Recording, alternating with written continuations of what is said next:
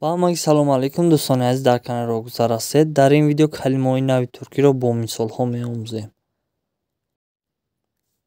Yorulmak, yorulmak, خسته شدن. Yoruldun mu? Yoruldun mu? خسته شدی.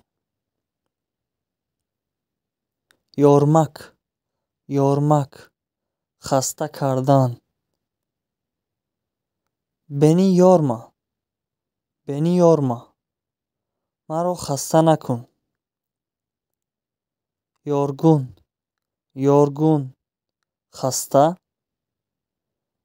Yorgun görünüyorsun, yorgun görünüyorsun, خسته می‌نمایی. Uyumak, uyumak, خواب رفتن. Uyumak istiyorum, uyumak istiyorum, خواب رفتن می‌خواهم. Uyanmak, uyanmak, بیدار شدن.